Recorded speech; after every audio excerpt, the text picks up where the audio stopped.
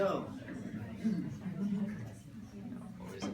what we're dealing with here in these pebbles in the Pluton is temperature. Temperature differences. In meteorology, there's a whole evolution of all rain starts out as some form of ice. Because the ice at a high level, the crystals start to get heavier and connect to each other and then start to fall. Depending upon very minute differences in temperatures in the cloud where the crystals form, it can either form a lump, ground ball, or it can form a needle, or it can form a plane, or it can form a barbell, which is a combination of a needle and a plane. Very, very minute differences in temperatures in the upper atmosphere, and whole areas of vapor can change into any one of them until it gets warm enough to change into a drop. It's only very rare that all the needles form in such a way that we get a snowflake. It's a very rare condition where the form of snowflake is just a repetition of needle after needle after needle after needle after needle of a motif. The air has to be very still in order for that to happen in the upper layer. If there's any mixing, it's going through temperature gradients and changing its form. There's a whole mass of air that's very consistent, then, and the temperature is just right. Needles form within needles, within needles, within needles, and then we get the classic snowflake. If it forms a drop, and we get rain, if the drop falls down and it gets blown up into a thunderhead, it turns back into a crystal, we get a hailstone. Okay, so temperature of the magma, temperature of the form, is a form-producing force. It's very, very profound in the natural world. Temperature differences, or what are known as temperature gradients. Gradients. The study of gradients is a huge thing. So in the ocean, I have a hot thermal layer at the surface. I have what's called a benthic, very cold layer, and in between I have a gradient layer of a little cooler, little cooler, little cooler, little cooler,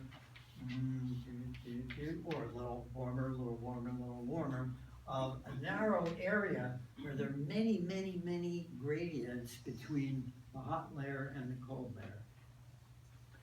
And that layer is extremely sensitive to fluctuations. That's where the whales go, and they hang upside down, and then they sing.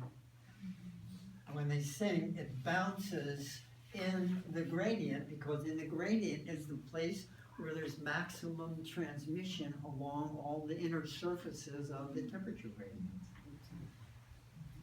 So the whales wait until they get into that thermal layer where they can feel the difference between the cold and the warm, and they sing, and it just goes for miles through the ocean. If they went in the benthic layer, it would go down. If they went in the temperature layer, it would dissipate. Okay, so this area in between, this mercury layer of gradients between the very rigid one and the very dissolved one, there are areas in there where you can see a lot of what Goethe called enhancement.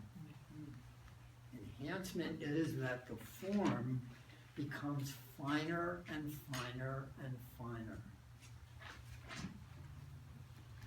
And in some of these rocks, you can see that it's almost like it's been kind of mushed and spread a little bit.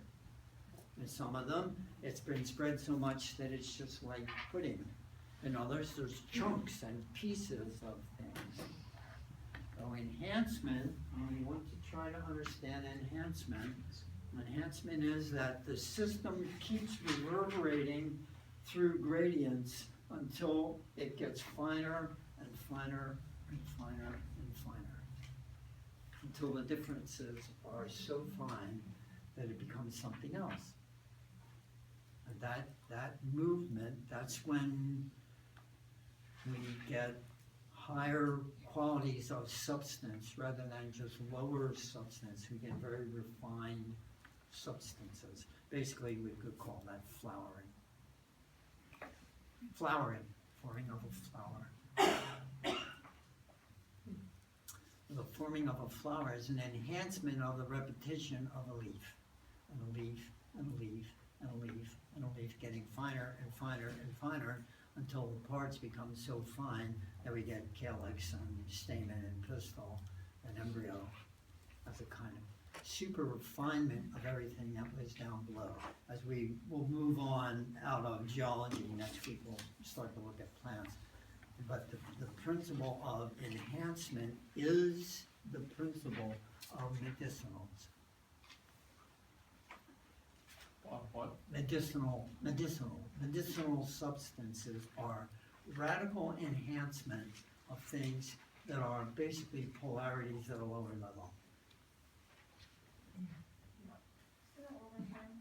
So medicinal properties are enhancement of things that are very strong polarities at a lower level. Substances that are opposites somehow are brought into reciprocation with each other until the differences become complements, and the reciprocation of the complements leads to enhancement where there's a whole other level of organization to the substance. It's a perfect analog for the chemistry of the forming of essential oils. What about in social relationships? Right, making friends with your petty tyrant. Yeah, you know, the human is nature writ small. So, and those have to do a lot with feeling. So this, where I'm steering this is that it's the education of feeling as a scientific tool. That's what Steiner has brought. But not as a personal feeling, as an objective feeling gestalt where I can point to facts that support it, but it is in me as a diagnostic or as a healing inspiration, begins as a feeling. I have to train myself to take that feeling and to actually make it into something objective. You know, this feels to me like the observation you're getting to all of these feeling pieces That's right. is more technical than just a pure scientific evidence. Oh, wait, 7.3 grams. Oh, wait this, That's right. 7.724, 5 grams. Oh, That's right. 7.2. Oh, 7. I can then average, weight, sum, blah, blah, blah, blah, Yeah, blah. right. You know, I've just got real set, this is what I do, and I'm done when I'm done discussing my weights, but this is like, Yeah. is the 7.2 have a different quality than 7.254 That's right. A versus, different formal And- quality. and you're Form. really refining it and like bringing bigger eyes. You gotta like come from the back of your head. Yeah. You can't yeah. just think it out here. That's right. Curves. When you're doing science, you end up with bell curves. You're making fudge. Yeah, you're making fudge brownies. This is harder. Yeah, it's we used to call it the horizontal laminated blend. Say that again? It's mean averaging of things so that my binary is satisfied. I have to take the means and just keep averaging them through iteration until my iteration becomes absurd and my curve goes off and then I have to do another algorithm. I have to reprogram another algorithm, unless it's, I keep plugging it back in. So there's recursive algorithms where it is keeps, we'll get there, we'll go into, it's kind of late in the day to go to recursiveness, right? Yeah. So, but there are ways of doing algorithms and ways of doing algorithms. Ways of doing algorithms where you can begin to try to model these organic changes, but you can never really get the feelings. You can't quantify feelings. But they can be objectified. It's just, you can't quantify them does not mean they can't be objectified. They can be objectified mathematically as geometries. You can use a mathematical, there are feelings of geometric forms that are healing. Just the form, just go talk to an architect.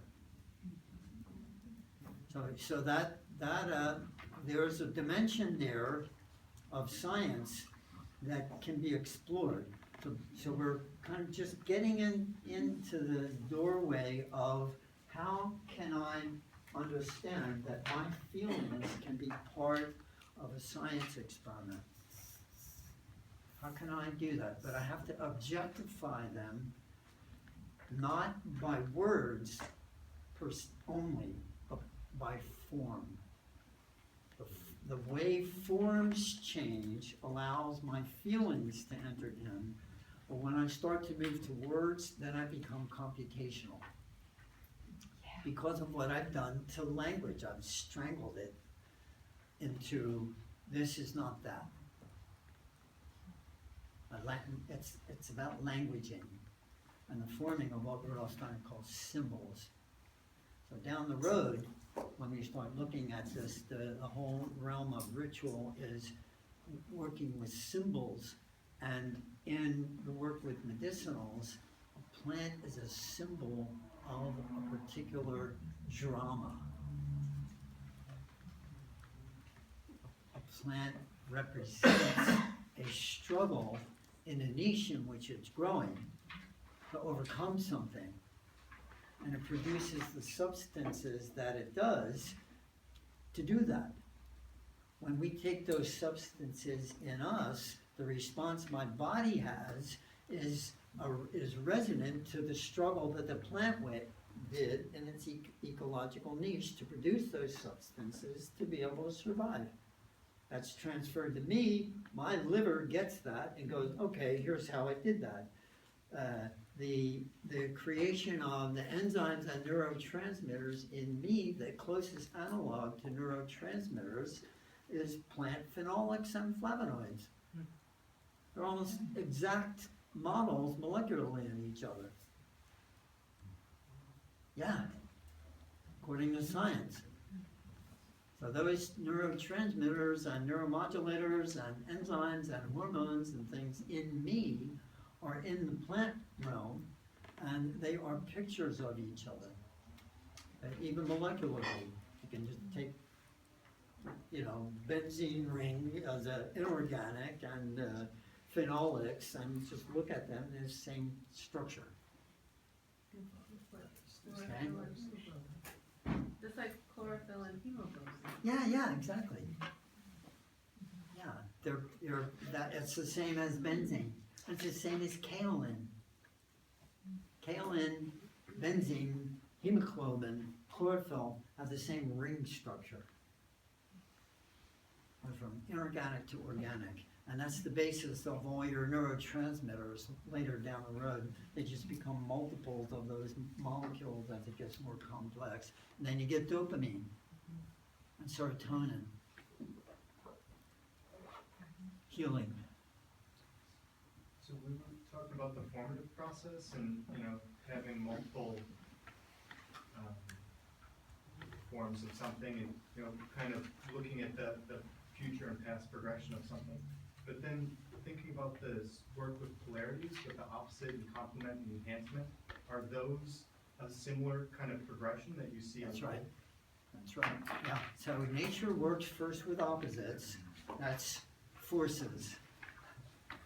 Then complements is reciprocation, that is then the elementaries.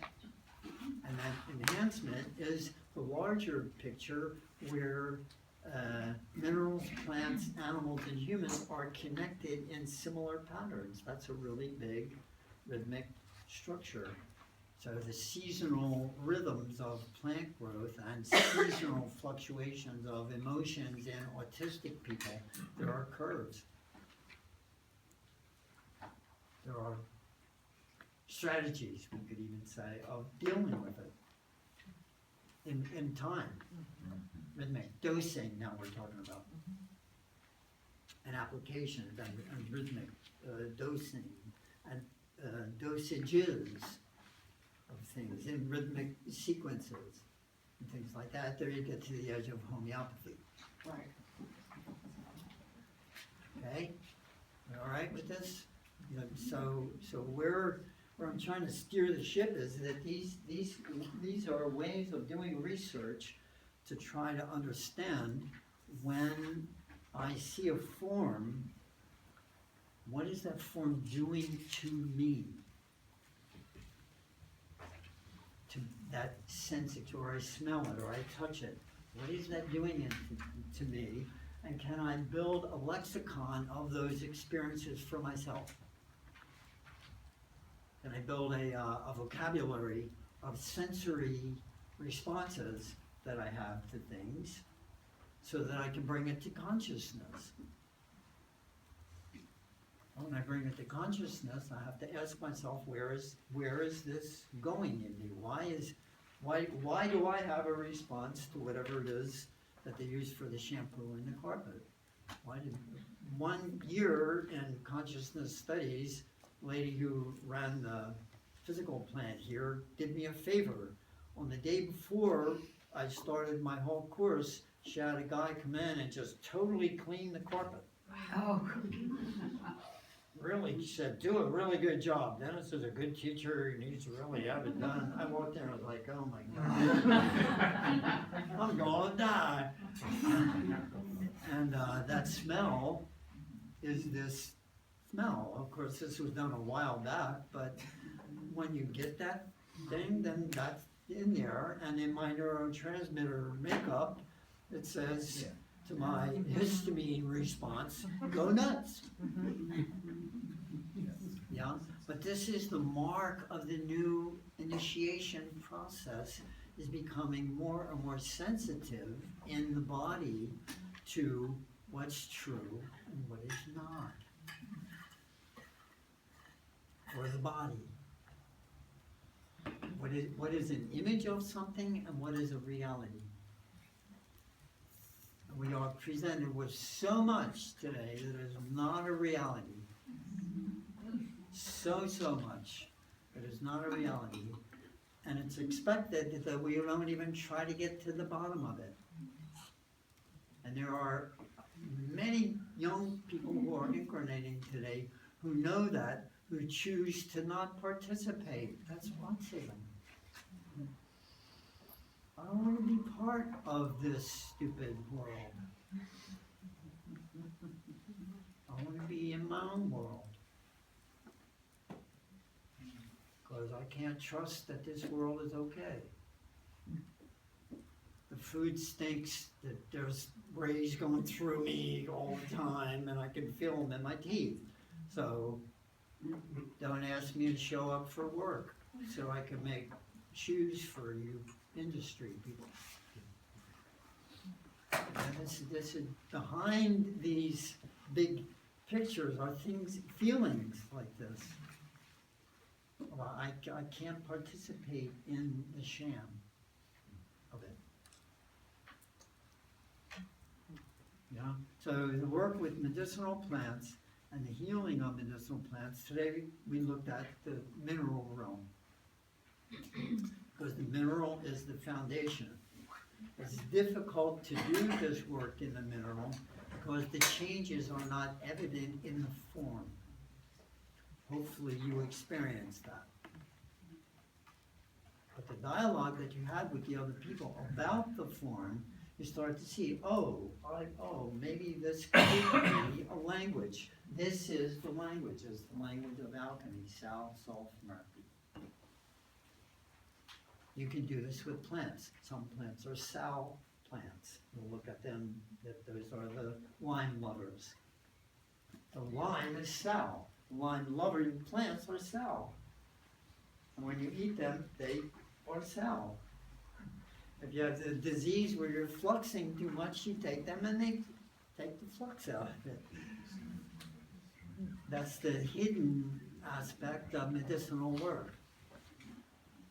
They are linked in their formal relationships. Some people have issues, it's compacted too much. There's a big deal with autism. They have no peristaltic motion in their guts. And so there need to be things which bring peristaltic motion back into flow. Those are antispasmodics and nervine tonics. So if you find the right combination of antispasmodics and nervine tonics, it allows the gut muscle, the smooth muscles of the gut, to relax. And then they eventually, over time, in a rhythm, start firing in sequences where they go tonic and then relax, and tonic and relax. A wave of tonic contraction and clonic relaxation needs to flow through the organism as basis of the smooth muscle in the gut, the involuntary muscle. This is connected to the heart. Do I have the heart to be on the planet now? Or would I rather not be here and have my own world that I live in? I walk around all night and I sleep in the day and I just kind of say things to people who I see that other people can't see. And so more and more people are incarnating, and the medicinal plants can bring life, just raw life, into form. That's what the medicinal plants are doing. They're taking the life of a lettuce plant or an algae, which is a life, is kind of formless, into form. Flowers, very articulated oils, very articulated substances, very articulated rhythms of flowering, multiple blooms, and blah, blah, blah, blah. All of this articulation and enhancement is the plants are basically doing homeopathy. They are rhythmically moving substances into very high dilutions. Parts per million of these metals. Yeah, that we call phenolics, or basically essential oils, flavonoids. Did you say that the plant, the medicinal qualities are being created through the struggle? Yes. The plant's going through its maturation process? Yes. So, if struggle is necessary, do we want to stress the plants out in a particular way in order for them to have more medicinal properties to them? Or do we want to give them a cush situation? Are they going to be devoid of certain things that we may want to be present? Yeah, from the point of view of a human, that's probably true. But the point of view of a plant is, why are you dissing my life? I'm just trying to work it out. You know? Right. Yeah. So the plants are service beings. They here, take me. And they have agreed a long time ago to do that. And in their service, they have been given the task of going into places where not many other things can go and making it work. lichens are attached to big rocks up in the Sierras, and they only come into life when the rain hits. There are these, the largest group of living things on the earth are the archaeotes, something like that, I can't remember the exact term. Largest group, they are the extremophiles. They're the ones that live in the sulfur off the plumes in the bottom of the Marianas Trench and stuff. That's the largest group of living things on the earth. They have no nucleus. So the first one that ever lived is still living. They're just cloning the same thing. They're living eternal life, but they haven't really enhanced. They're just total survivors. They are reality TV on steroids. Of surviving remarkable thing in toxic pools of urea and whatever. Here they are, just living. The largest group on the planet are those. I think they're called archaea or something like that. And then prokaryotes and eukaryotes are all these divisions of things that get a little more sensitive, and as they become a little more sensitive, they have a little more consciousness until they become very sensitive to things that are said to them, and then they end up tweeting all the time. As an example of life, where it goes. But that's a symptom of human consciousness as it's evolving, because we can do that. We have the capacity, we have the technology and the capacity to do that. So that needs to all be part of the mix. So, and that will have to be healed. And it's my final little pitch to you is the medicinal plants have sacrificed themselves to allow us to do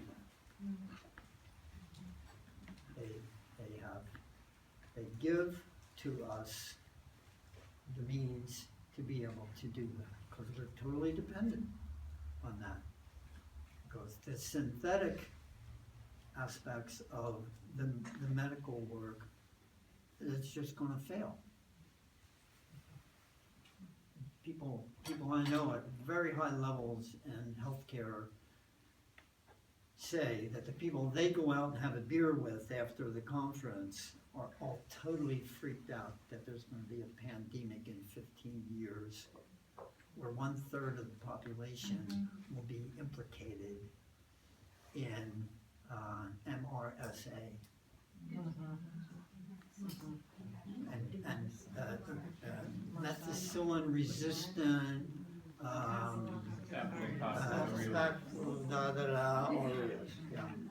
hospital, iatrogenic, hospital generated disease. 1/3 of the population of the United States will have health complications because of that. In 15 years, there'll be a pandemic. Well, they go out and they talk about this. What are we going to do? What are we going to do? These are people that run multi-million-dollar healthcare operations. Or that's what they talk about when they're having a beer after the conference. Is, oh my God, where are we going? Do they ever talk to you? No, they don't talk to me, but I go and talk to people, and they go, can we talk? What are you doing with the essential oils? Because everybody's starting to recognize something called comorbidity.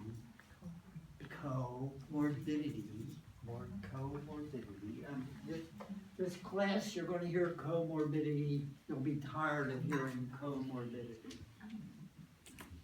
Well, maybe not if there's gonna be a big pandemic in the next 15 years, you might wanna know about it. There already is a pandemic of comorbidity. Vaccinate. And no, not just even vaccinations, it's adjuvants. It's food, it's GMO, it's it's the creation of synthetic things, no matter what it is, that the body can't recognize, creates lesions in the digestive area that creates substances that act on the neurology in ways that are unique to the individual. And they are not a specific thing, but multiples depending upon where the weak parts in the individuality are. Where there are already toxic things, where there are already psychic toxins of belief structures of, I can't use this particular part of my neurology because those are areas where toxins go and accumulate because there's no activity. And because there's no activity, the nerves just keep firing or not, and the brain is plastic, it tries to make a go around, so there are all these lacuna in the neurological aspects of the organism that are generated by gut toxins that create situations where no one remedy will be able to deal with that person. It has to be specific to that person. That's why there's like 60 different cancer modalities, and the cancer keeps morphing, and they can't keep up with it until you run out of options with the modality, and it's like, hey, sorry, just ran out of options. That's comorbidity, and the future will be more and more and more comorbidity. That's what these people are facing. That's what they're talking about. There's no answer for comorbidity. Comorbidity is the signature of the autistic spectrum. And Alzheimer's and multiple sclerosis and anorexia nervosa, Parkinson's, it's comorbidity. Because there's no one thing. And this is because of the rise of the individual. So it's just a part of evolution. It's not because we're bad, it's just we're learning how to be free. That's such a signature of Lyme disease, Yeah, also, what you sure. described. You can never figure out where it is. Where it is. Yeah, Because it presents itself in a million different yeah, ways. it keeps morphing. Yeah, it's morphing even as we speak. So this is comorbidity, and this is why, eventually, why I decided even to do this course, because I go and I do consultant work with healthcare people, and that's all they talk about. They say, we don't know what to do with this. And then I read Schnabel, and he says, oh, yeah, well, here, try this. And he gives all the reasons why. That's why I recommend the book, because he gives the actual clinical reasons of why essential oils and these things are specific as healing agents for the future, for comorbid states, which we will see much more of in the future. So, homework, Alaphites. Look it up and write a little something about it, because it'll make next week when I go and look at it, or next month when I go and look at it, the Alaphites will be a big deal. But then you will be expected next month when you come for the first half hour to have a 7 or 8 minute presentation on the first conundrum to a partner. Okay, that's your homework. So, thank you for coming, and have a great night.